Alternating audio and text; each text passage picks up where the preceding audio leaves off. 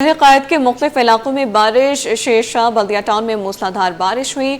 शहरियों की गर्मी से मुरझाए चेहरे खिल उठे हैं। अपडेट करें आपको मौसम के हवाले से। शहर कायद के मुख्तलिफ इलाकों में बारिश का सिलसिला जारी है। शेरशाह बल्दिया टाउन में मूसलाधार बारिश, शहरियों की गर्मी से मुरझाए चेहरे खिल उठे हैं। मौसम के हवाले से बता रहे हैं आपको, शेरशाह बल्दिया टाउन में मूसलाधार बारिश, शहरियों की गर्मी से मुरझाए चेहरे खिल उठे हैं। मौसम का मजीद अहवाल जानेंगे रिमशा इस्माइल से। जी रिमशा।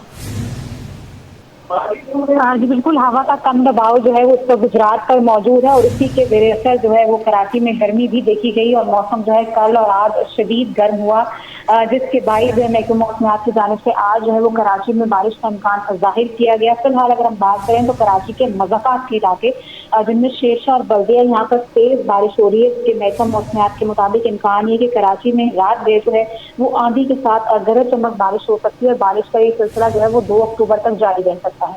जी अच्छा रिमशा, बताइएगा कि ज़्यादा बारिश कहाँ पर रिकॉर्ड की जा सकती है? बिल्कुल, अगर हम बात करें आज की तो आज जो है शेरशाह और बल्दिया टाउन में अगर हम बात करें तो आज ज़्यादा बारिश है, लेकिन महकमा मौसमियात की जानिब से जो बारिश का इम्कान जाहिर किया गया है वो हल्की से दरमियानी बारिश हो सकती है। ज़्यादा तेज़ बारिश का कराची में इम्कान नहीं है। मज़ाफ़ात के इलाके की बात करें तो वहाँ पर जो है इस वक्त तेज़ बारिश हो रही है। साथ ही साथ ये भी बताइएगा रिमशा कि ये बारिश का सिलसिला कितनी देर तक जारी रहेगा? महकमा मौसमियात की जानिब से क्या कहा गया है?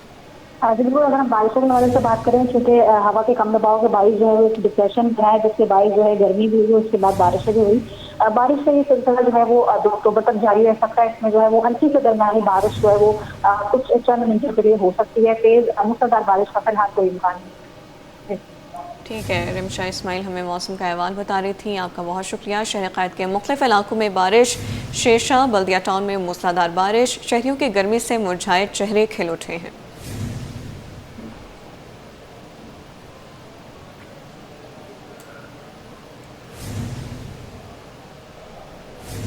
शहरी जालसाजों से होशियार रहें, चालान भरें मगर एहतियात के साथ। शहर कायद के बासियों को लूटने का नया अंदाज। जालसाजों ने ई चालान के नाम पर शहरियों को मैसेज करना शुरू कर दिए। ट्रैफिक पुलिस ने मैसेजेस को जाली करार दे दिया। DSP traffic admin Kashif Nadeem कहते हैं, अभी हमारा ई टिकटिंग का निज़ाम शुरू नहीं हुआ, तमाम मैसेजेस जाली हैं। FIA के साथ मिलकर तहकीकात का आगाज़ कर दिया। शहरियों को ई चालान सिस्टम बारे मुख्तलिफ प्लेटफॉर्म्स बारे आगाह किया जाएगा। शहरी किसी भी गैर मुसद्दक़ा नंबर पर क्लिक ना करें। असल ई चालान सरकारी ज़राए से ही मौसूल होगा। इस पर तफसीलात जानेंगे उसामा मलिक से। आगाह कीजिएगा उसामा। देखें, शहर कायद के बासियों के लिए ट्रैफिक पुलिस जो है वो ई टिकटिंग का निज़ाम नाफिज करने जा रही है, लेकिन इसमें जो है वो कुछ फ्रॉडिये जो है वो मुतहर्रिक हो गए हैं और गुज़िश्ता रोज़ से जो है वो शहरियों की जानिब एक मैसेज मौसूल हुआ है जिसमें जो है वो शहरियों को चालान की बताया जा रहा है कि उनका चालान हो गया और लिंक पर क्लिक करें और उसके जो है वो पैसे दें। ट्रैफिक पुलिस हुक्काम का बताना है कि ये जाली लोग हैं और शहरियों के साथ जो है वो फ्रॉड कर रहे हैं।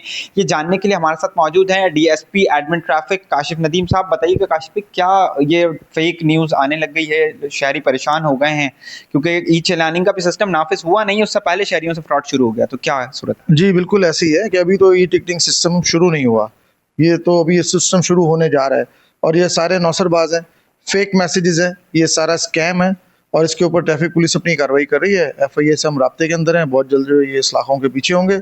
आवाम से हमारी गुजारिश है कि हमने कोई किसी किस्म का आपको SMS और ये चीज़ें जनरेट नहीं की। अगर आपको कोई इस किस्म का मैसेज आता है तो हमारी ट्रैफिक पुलिस की हेल्पलाइन 1915 24/7 ऑपरेशनल है, आप उनसे रब्ता कर सकते हैं। अब तक हमारे पास 7 कंप्लेंट्स आ चुकी हैं और लेकिन उसके ऊपर अभी लिंक खुल नहीं रहा। वो सारा इस तरह जनरेट हुई चीज़ सारी है, लेकिन अभी तक इसके ऊपर आगे उन्होंने उनकी तरफ से कोई ऐसी लिंक खुला नहीं है।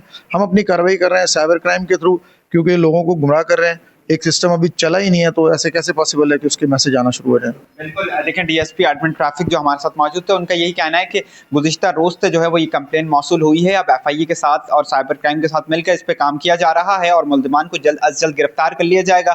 ये कुछ लोग हैं जो एक नया निज़ाम आने जा रहा है ई टिकटिंग का, उसके खिलाफ जो है वो मनफी प्रोपेगेंडा कर रहे हैं, इनके खिलाफ मुतहर्रिक हैं और जल्द अज जल्द जो है वो इनको गिरफ्तार कर लिया जाएगा। जी, सिंध पुलिस में DSPs की अगले ओहदों पर तरक्कियां खटाई में पड़ गईं।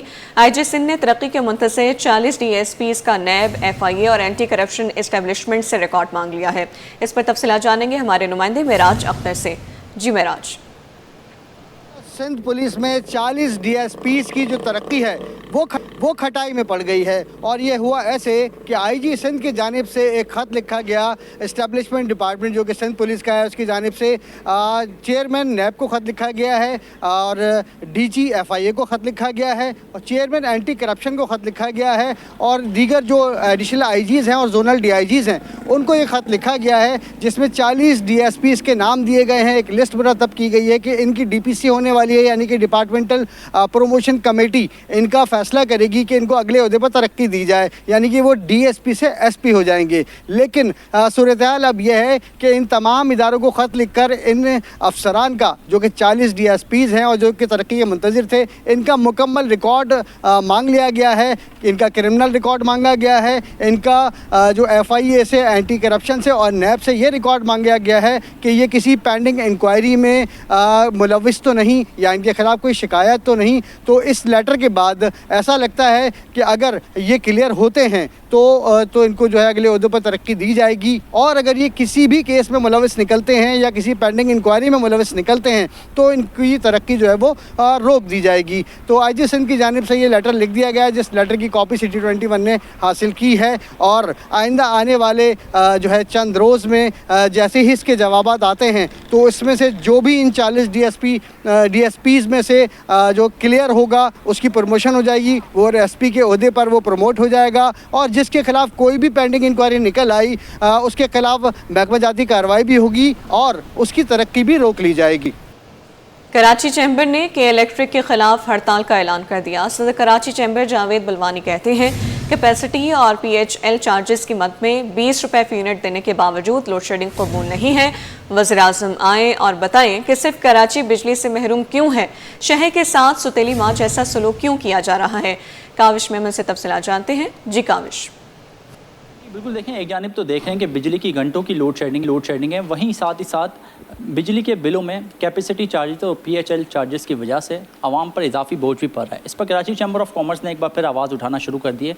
क्या मौक़िफ़ है, मेरे साथ प्रेसिडेंट जावेद बलवानी मौजूद है, उनसे जानते हैं। पूरे पाकिस्तान में कहीं भी लोड शेडिंग नहीं है, सिर्फ कराची के अंदर लोड शेडिंग। तो कराची के साथ सौतेली माँ वाला सलूक क्यों किया जा रहा है, वो ये कह रहे थे मुझे।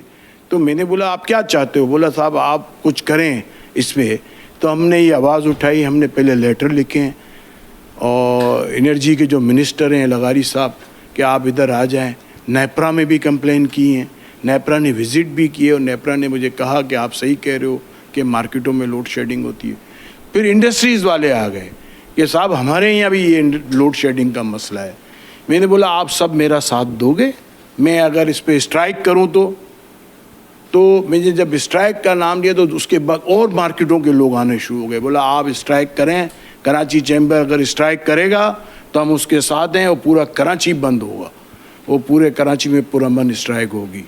तो इसलिए हमने ये बैनर्स लगाने शुरू किए हैं ताकि लोग अगर आते जाएंगे हमारे पास तो फिर हम तमाम लोगों को एक साथ जमा करेंगे, एक प्रेस कॉन्फ्रेंस करेंगे और उसमें स्ट्राइक अनाउंस करेंगे। जावेद बलवानी मौजूद थे, मामले पे आवाज़ उठा रहे हैं, मुतालबा कर रहे हैं कि इनके मसाइल को हल किया जाए। कह रहे हैं कि शहर भर की ताजिर तंजीमों ने इनकी हिमायत कर दी है और अगर मामला हल ना हुए तो फिर स्ट्राइक की तरफ भी जाया जा सकता है। सिंध एम्प्लॉयज़ अलायंस के तहत अलामती भूख हड़ताल दूसरे रोज़ भी जारी है। कराची के मुख्तलिफ महकमों का एहतजाज 8वें रोज़ में दाखिल हो गया। मुजाहिरीन कहते हैं कि DRA पेंशन इस्लाहात की वापसी और ग्रुप इंश्योरेंस दिया जाए। इस हवाले से अपडेट करेंगे रिजवान अहमद। जी रिजवान। सिंध एम्प्लॉयज़ अलायंस का जो एहतजाज 23 सितंबर को जिसका आगाज़ हुआ था वो बदस्तूर 8वें रोज़ भी जारी है। 2 रोज़ से जो है अलामती भूख हड़ताल सिंध भर के प्रेस क्लबों के बाहर भी की जा रही है और इस वक्त कराची प्रेस क्लब के बाहर से मैं आपको रिपोर्ट कर रहा हूँ जहाँ पे एक एहतजाजी कैंप लगा हुआ है। भूख हड़ताली यहाँ पर मौजूद हैं, इस अलायंस में शामिल मजदूर तंजीमों के रहनुमा और उनके वर्कर्स। बताइएगा क्या बेसिकली मुतालबात हैं एजुकेशन डिपार्टमेंट के और उस पर इम्प्लीमेंट हक के हवाले से हुकूमत ने क्या लचक का मुजाहिरा किया? अभी तक हुकूमत की तरफ से कोई लचक का बंदोबस्त नहीं हुआ है। जब से बिलावल साहब ने कहा कि मैं एक्शन लूँगा, लेकिन अभी तक हमें सिंध एम्प्लॉय को किसी ने भी हुजूम नहीं किया आला अख्तियारियों ने। हमारे जो मुतालबे हैं आपके भी इल्म में, पूरे सिंध के असातिज़ा के मसाइल, हमारे पूरे मुलाजमीन के मसाइल एक ही हैं। ख़ास तौर पर हमें जो हमें जो बताया गया है कि आपके मसाइल हल हो रहे हैं, लेकिन अमली तौर पर अभी तक कुछ भी नहीं हुआ है। बिल्कुल अमली तौर पर कुछ नहीं हो रहा। आप मुझे बताइएगा बेसिकली मुतालबे हैं क्या? मुतालबात की तो एक फहरिस्त है, उनमें से कौन कौन से चीज़ा हैं जो आप समझती हैं कि वो हल हो जाएं तो फिर मुज़ाकरात की मेज़ पर आ जाएंगे? सबसे पहली बात तो यह है कि हमारे मुतालबात में पेंशन इस्लाहात जो अभी न्यूली जो हुई है उनमें वो हमें नामंजूर हैं, क्योंकि वो हमारे मफादात से बिल्कुल भी मैच नहीं करती हैं और ये कारी ज़रब है हम असातिज़ा पे, सिंध एम्प्लॉइज़ पे। हमारी पेंशन इस्लाहात को बिल्कुल ये ख़त्म करना चाहिए, ये हमारा मुतालबा है और हमें DRA दूसरे सूबों की तरह दिया जाए।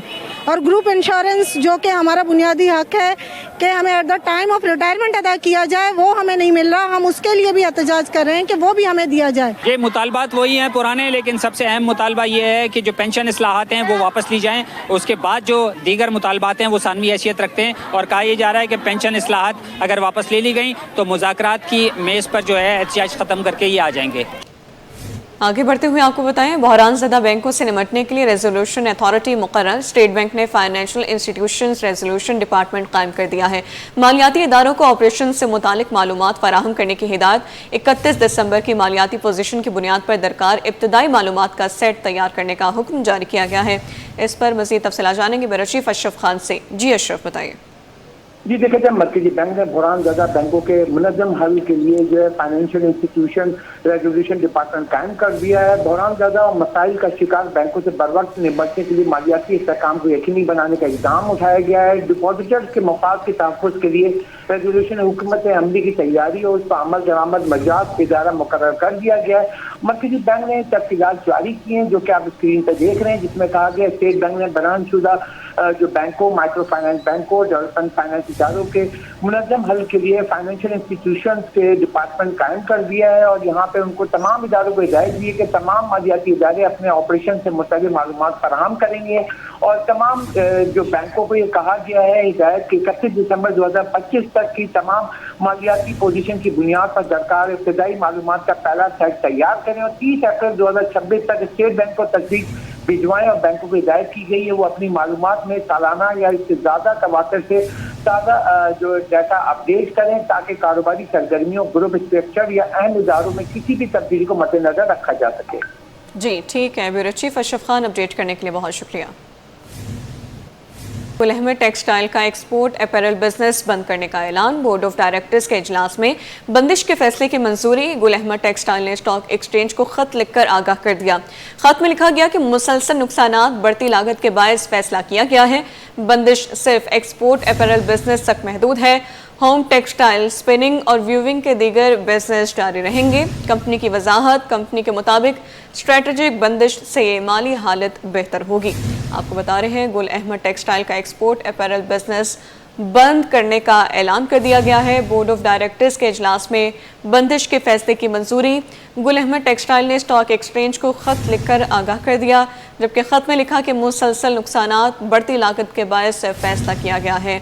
बंदिश सिर्फ एक्सपोर्ट अपैरल बिजनेस तक महदूद है। होम टेक्सटाइल, स्पिनिंग और व्यूविंग के दीगर बिजनेस जारी रहेंगे। कंपनी की वजाहत, कंपनी के मुताबिक स्ट्रेटेजिक बंदिश से माली हालत बेहतर होगी। बोर्ड ऑफ डायरेक्टर्स के इजलास में बंदिश के फैसले की मंजूरी दी गई है। गुल अहमद टेक्सटाइल ने स्टॉक एक्सचेंज को खत लिखकर आगाह कर दिया है। बात करेंगे ब्यूरो चीफ अशरफ खान से। जी अशरफ, बताइएगा।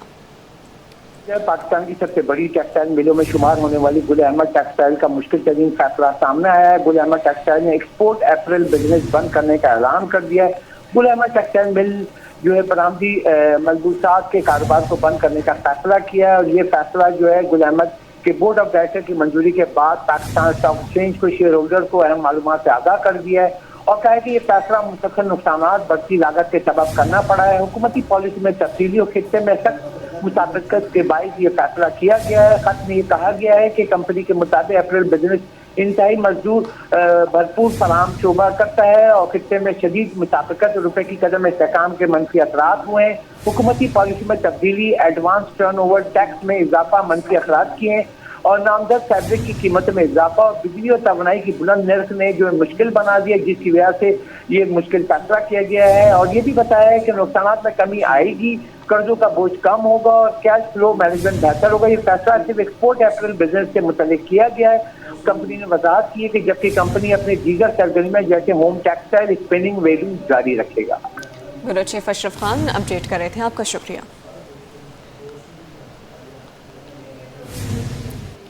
आपको बताएं, सिंध हुकूमत का मार्केट में गंदम की मौजूदगी यकीनी बनाने का फैसला। वज़ीर आला सिंध के ज़ेर सदारत गंदम रिलीज पॉलिसी पर इजलास। 25 एकड़ वाले काश्तकारों को हुकूमत का सपोर्ट पैकेज देने का ऐलान। कहा कि बेहतर पैदावार के लिए सपोर्ट प्राइस मुकर्रर की जाएगी। अपडेट कर रहे हैं आपको, सिंध हुकूमत का मार्केट में गंदम की मौजूदगी यकीनी बनाने का फैसला। वज़ीर आला सिंध की ज़ेर सदारत गंदम रिलीज पॉलिसी पर इजलास हुआ। 25 एकड़ वाले काश्तकारों को हुकूमत का सपोर्ट पैकेज देने का ऐलान। कहा कि बेहतर पैदावार के लिए सपोर्ट प्राइस मुकर्रर की जाएगी। वज़ीर आला सिंध की ज़ेर सदारत गंदम रिलीज पॉलिसी पर इजलास का इनेकाद किया गया। 25 एकड़ वाले काश्तकारों को हुकूमत का सपोर्ट पैकेज देने का ऐलान। सिंध हुकूमत का मार्केट में गंदम की मौजूदगी यकीनी बनाने का ये फैसला है। वज़ीर आला सिंध की ज़ेर सदारत गंदम रिलीज पॉलिसी पर इजलास हुआ। 25 एकड़ वाले काश्तकारों को हुकूमत का सपोर्ट पैकेज देने का ऐलान। कहा बेहतर पैदावार के लिए सपोर्ट प्राइस मुकर्रर की जाएगी। वज़ीर आला सिंध ने कहा कि सिंध हुकूमत चाहती है कि गंदम की मार्केट में मौजूदगी को यकीनी बनाया जाए। मार्केट में गंदम होगी तो आटा या रोटी की कीमत मुस्तहकम रहेगी। सिंध में इस वक्त 12 लाख टन गंदम मौजूद है। वज़ीर आला की जानिब से ये कहा गया है निजी शोबे के पास भी 6 लाख टन दस्तियाब है। वज़ीर खुराक की आगाही। अपडेट करें आपको, वज़ीर आला सिंध मुराद अली शाह की ज़ेर सदारत गंदम की रिलीज पॉलिसी बारे इजलास का इनेकाद हुआ है। 25 एकड़ वाले काश्तकारों को हुकूमत का सपोर्ट पैकेज देने का ऐलान। कहा बेहतर पैदावार के लिए सपोर्ट प्राइस मुकर्रर की जाएगी। सिंध हुकूमत का मार्केट में गंदम की मौजूदगी यकीनी बनाने का फैसला। वज़ीर आला सिंध के ज़ेर सदारत गंदम रिलीज पॉलिसी पर इजलास का इनेकाद किया गया। 25 एकड़ वाले काश्तकारों को हुकूमत का सपोर्ट पैकेज देने का ऐलान। कहा बेहतर पैदावार के लिए सपोर्ट प्राइस मुकर्रर की जाएगी।